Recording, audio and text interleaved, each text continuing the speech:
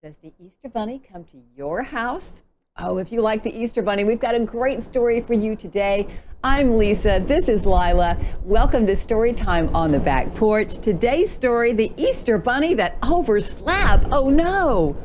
It's written by Priscilla and Otto Friedrich and illustrated by Donald Saff. Let's find out what happened to this Easter Bunny.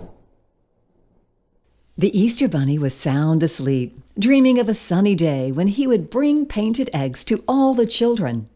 But it was Easter Day, and it was raining. Snug in his bed, the bunny slept on. The children woke up excited, but there were no eggs to find, only the jelly beans that their parents had bought. That month, it rained every day. Then in May, the sun came out. The bunny woke up. Yawn, stretch. Quickly, he put on his Easter clothes and hopped and sang all the way to the first house. My eggs are blue, red, and green too. A pink one for you, all nice and new. Hoppity, happity Easter to you. A family sat in their garden, eating a big pink cake. The Easter Bunny proudly offered them his basket of eggs. "What's this?" exclaimed the father. "Why, it's the Easter Bunny," said the little girl. The mother shook her head.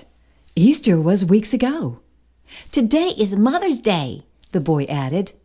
Then the baby said the only words he knew. "Bye, bye, bye, bye." Poor Easter Bunny.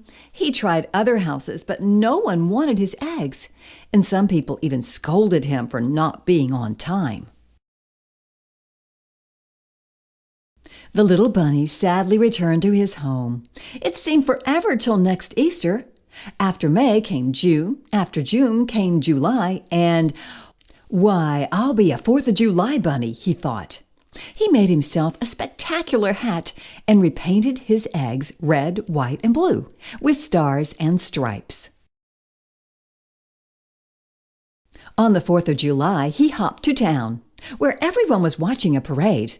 What a parade! Trumpets and trombones, flags and floats. Soldiers, Boy Scouts, and Girl Scouts marched.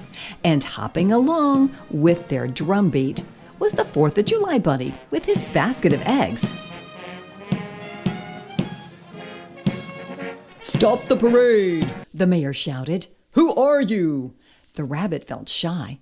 "Well, I'm really the Easter Bunny," he said in a tiny voice. "But I overslept and missed Easter." Then he held up his basket of eggs. "Happy 4th of July, everybody!" "The 4th of July is no time for eggs," the mayor said crossly. "Now go away." The parade marched on, and the children followed, forgetting all about the Easter Bunny. He was left alone. He tried knocking on doors, offering his painted eggs, but everyone thought he was joking. Far away, crowds cheered as firecrackers boomed, rockets zoomed into the sky, and turned into clusters of stars. The Easter Bunny hopped sadly back home and fell asleep again.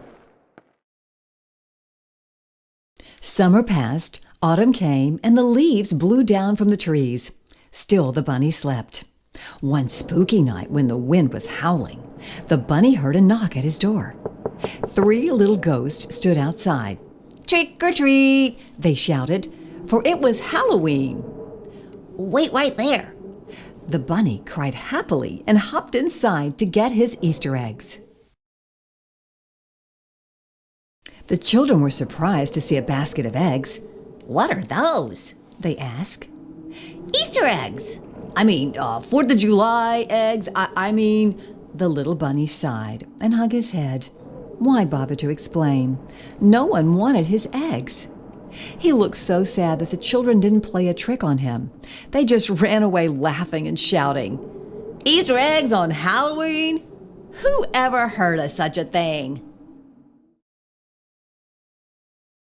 The Easter Bunny stood in his doorway, shivering in the wind. He waited for other children to come, but they didn't. Suddenly, a fierce gale swept the little rabbit off his feet and carried him high up in the air. He landed a long way away. At first, all he could see was snow.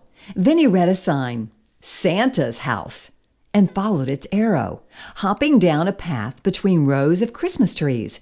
At Santa's door, he knocked very timidly. "Well, bless my soul," Santa said when he saw the bunny. "Come in, come in." The little rabbit told Santa everything that had happened since he had overslept on Easter.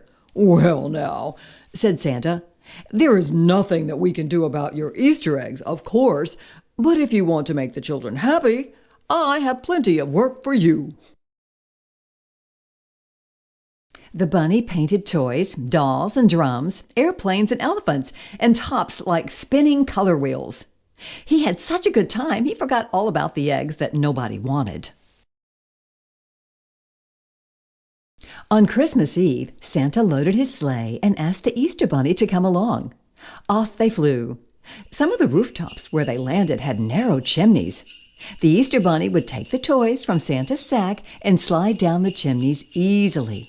Each time, Santa marveled, "I never could hop up and down those chimneys as fast as that." Then the reindeer flew on to the next house. After all the presents had been delivered, they returned to Santa's for cookies and hot chocolate. The Easter Bunny was growing tired and wanted to go home to his snug little bed. "Wait," Santa said, "I have a gift for you too." Inside the box was a gold alarm clock. "Oh, thank you. Thank you, Santa.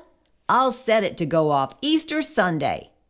Months later, when the alarm clock rang, the Easter Bunny jumped up and filled 2 baskets of eggs. He hopped to the first house. The baby, who could say only bye-bye, knew more words now. "Hi, Easter Bunny," he called, and took an egg. "Happy Easter," the bunny said gaily. That spring, everyone wanted his beautiful eggs, and because of the alarm clock, the Easter Bunny was never late again. Sometimes I think I need a gold alarm clock like the Easter Bunny. Sweet story, the Easter Bunny that overslept. Well, we hope you have a wonderful Easter, and join us again for another story right here on Storytime on the Back Porch. Please subscribe.